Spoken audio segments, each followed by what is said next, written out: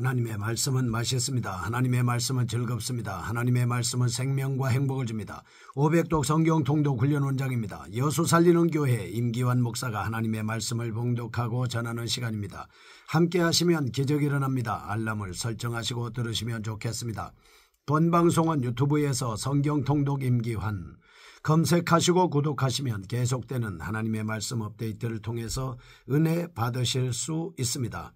오늘은 시편 53편을 봉독하고 말씀을 전하겠습니다. 시편 53편. 다윗의 마쓰기를 인도자를 따라 마할랏에 맞춘 노래. 어리석은 자는 그의 마음에 이르기를 하나님이 없다 하도다. 그들은 부패하며 가증한 악을 행하며 선을 행하는 자가 없도다. 하나님이 하늘에서 인생을 굽어 살피사 지각이 있는 자와 하나님을 찾는 자가 있는가 보려 하신즉 각기 물러가 함께 더러운 자가 되고 선을 행하는 자 없으니 한 사람도 없도다. 죄악을 행하는 자들은 무지하냐. 그들이 떡 먹듯이 내 백성을 먹으면서 하나님을 부르지 아니하는도다. 그들이 두려움이 없는 곳에서 크게 두려워하였으니 너를 대항하여 진친 그들의 뼈를 하나님이 흩으심이라. 하나님이 그들을 버리셨으므로 네가 그들에게 수치를 당하게 하였도다. 시온에서 이스라엘을 구원하여 줄 자 누구인가? 하나님이 자기 백성의 포로된 것을 돌이키실 때에 야곱이 즐거워하며 이스라엘이 기뻐하리로다. 아멘. 시편 53편입니다. 어리석은 무신론자에 대한 말씀을 찾아볼 수 있겠습니다. 시편 53편 5절을 하반절을 제외하고는 시편 14편과 내용이나 구조상으로 거의 일치하고 있습니다. 따라서 일반적으로 본시는 14편에 기초하여 후대에 쓰여진 것으로 받아들여지고 있습니다. 그런데 본시의 표제는 역사적 배경에 대해서 일단 침묵하고 있습니다. 하지만 본서의 수집자가 본시를 사무엘상 21장, 22장의 도액의 참소로 말미암아 제사장 아히멜렉과 모든 제사장들이 죽임당한 사건을 배경으로 하는 52편과 사무엘상 26장 10사람들의 밀고를 받은 사울에 의해 다윗이 쫓기던 사건을 배경으로 하는 54편 사이에 위치시킨 사실을 통해서 볼 때 우리는 본시가 사무엘상 25장의 나발과 관련된 사건을 배경으로 하고 있으리라고 추측해 볼 수 있겠습니다. 본시의 논의의 초점이 되는 어리석은 자에 해당하는 히브리어 나발이라는 사실 또한 이러한 추측을 뒷받침해 주고 있습니다.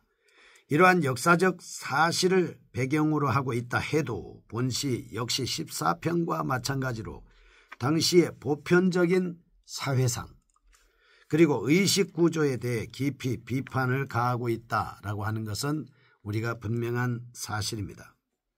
사무엘상 25장 2절 나발은 유다 광야의 한 지역인 마온에서 양을 치던 부자였습니다.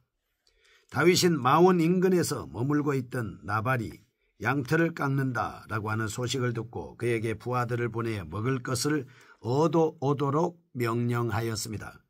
마침 부하들은 다윗의 명령을 받고 나발의 집에 가게 된 것이죠.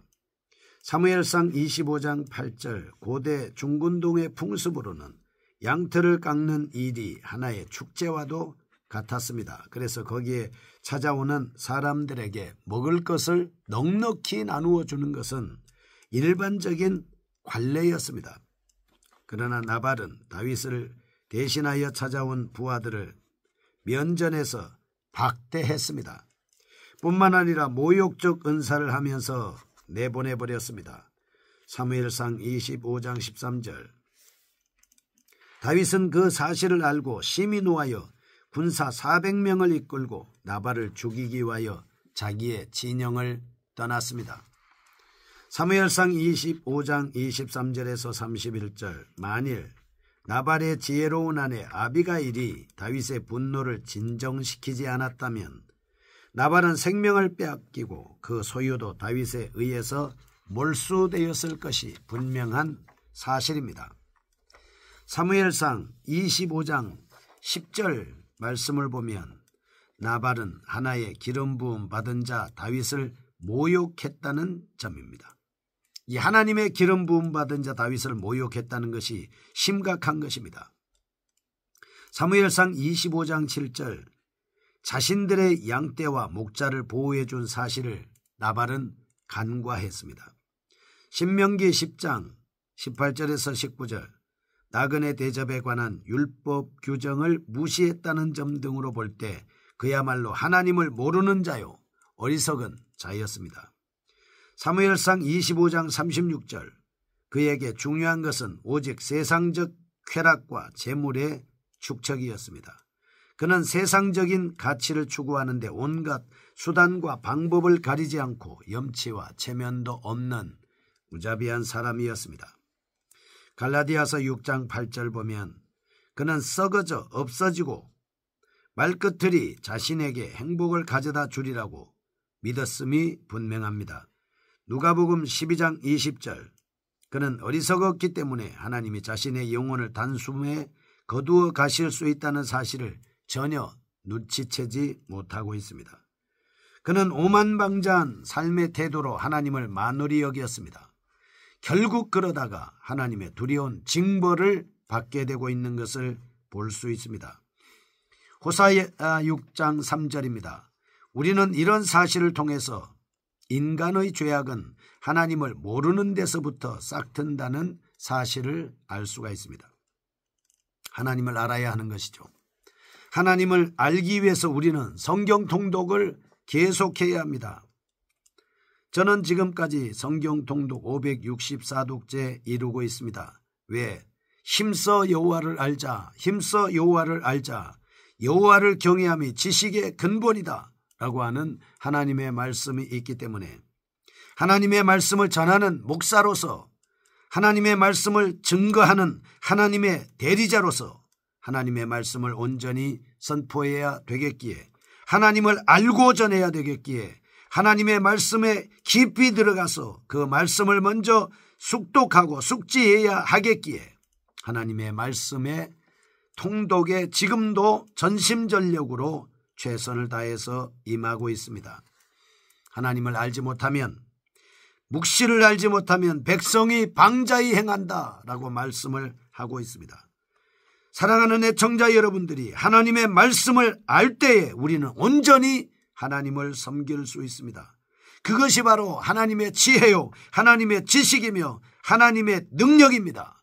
이스라엘 백성들이 이렇게 광야 생활 40년 동안 하는 모습을 보면서 가나안 땅에 들어가 그렇게 하나님을 경외하도록 하기 위해서 모세는 죽기 전에 2개월 동안 신명기를 통해서 백성들을 교육하고 있습니다.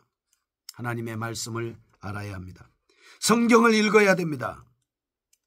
TV 보는 시간보다 더 많이 세상에서 시간 나는 대로 우리는 하나님의 말씀을 읽고 자기 자신이 주의 뜻을 알기 위해서 전심전력해야 합니다. 상식적인 말로 들릴 수 있습니다. 그러나 그 상식적인 말씀이 가장 이상적이다라고 하는 것을 우리는 기억해야 합니다. 학생에게 공부해야지 하는 말만큼 중요한 것은 없지 않습니까? 로마서 1장 22절 하늘은 모르는 자는 스스로 지혜 있다 하나 결국 어리석은 자다 말씀합니다. 잠언 1장 7절 진정한 그리고 최상의 지혜는 하나님을 알고 경외하는 것임을 우리는 깨달으셔야 합니다.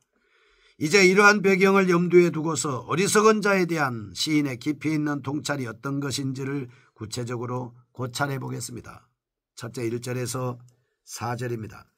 1절에서 4절 말씀을 통해서 시인은 이렇게 말합니다. 어리석은 자는 그의 마음에 이르기를 하나님이 없다도다. 그들은 부패하며 가증한 악을 행하며 선을 행하는 자가 없도다. 하나님이 하늘에서 인생을 굽여 살피사 지각이 있는 자와 하나님을 찾는 자가 있는가 보려 하신즉 각기 물러가 함께 더러운 자가 되고 선을 행하는 자 없으니 한 사람도 없도다.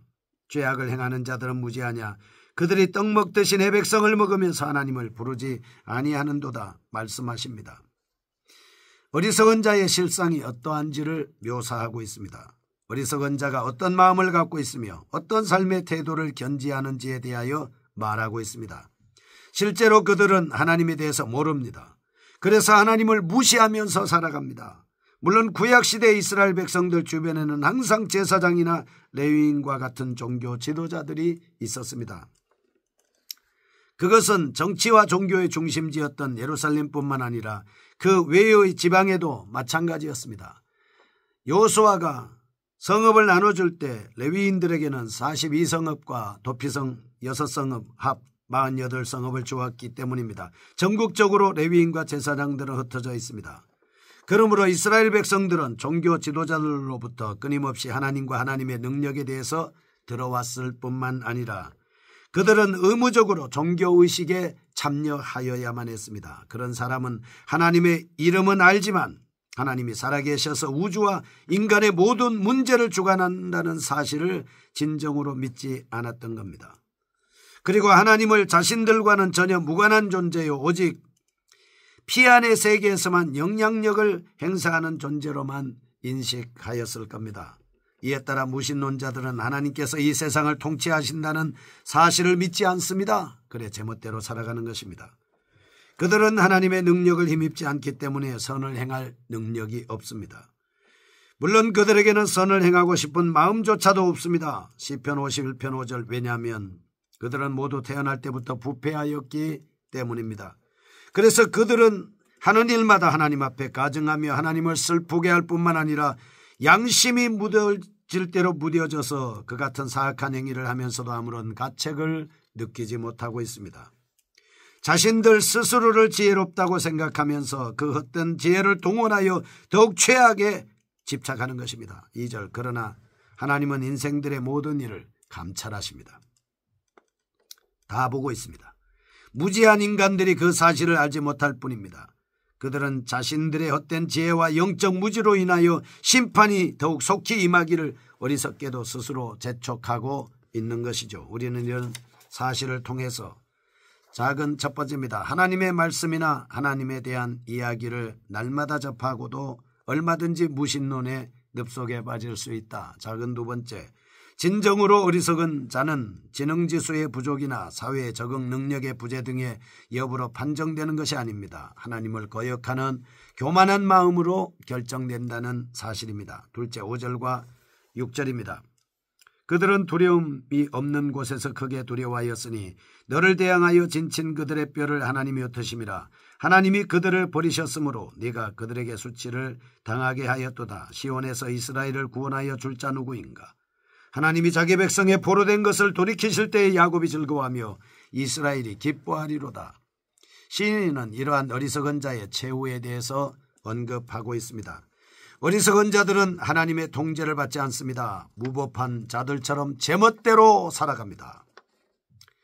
그래서 그들을 회개하기를 참고 기다리시는 하나님의 긍휼과 자비를 철저히 무시한 채 온갖 악행을 일삼는 것입니다. 6절 그리하여 의인들은 그들에 의하여 마치 포로로 붙잡힌 자들처럼 핍박을 받으며 살게 됩니다. 하나님은 기필코 그 어리석은 자들에게 심판을 내리실 겁니다. 때로 하나님은 이들에게 경고성 징벌을 가함으로써 이들이 회개하도록 유도하시기도 하는 겁니다. 그러나 끝내 회개치 않는 완악한 자들에게는 영원한 멸망을 내리십니다. 이제 그들에게는 더 이상 회개의 기회도 없습니다. 그들은 스스로 무지했음을 한탄하며 슬피 울고 이를 갈면서 영원한 형벌을 받게 되는 것입니다. 여기서 우리는 작은 첫 번째입니다. 잠언 11장 31절 하나님의 심판은 시간 문제일 뿐 그 필연성은 불문가집니다. 둘째 잠언 15장 16절 심판이 지연되는 것은 악인들에게 회개의 기회를 주기 위한 것일 뿐만 아니라 동시에 그들에게 더 큰 형벌을 주기 위한 것이다. 셋째 에베소서 5장 17절 성도들도 자신들에게 하나님을 기쁘게 하지 못하는 어리석은 부분들이 없는지를 점검해 봄으로써 늘 새로워지는 삶을 살아야 함을 깨닫게 되는 것입니다. 거룩하신 하나님 아버지, 우리 자신을 잘 지켜서 하나님의 말씀을 믿는 믿음으로 깨끗하게 살아갈 수 있도록 지혜로운 자들이 되게 하여 주옵소서. 예수님의 이름으로 기도합니다. 아멘. 여수 살리는 교회 임기환 목사였습니다. 지금 극동방송을 듣게 하십시오. 기적이 일어납니다. 우리는 지금 생명을 전하고 있습니다.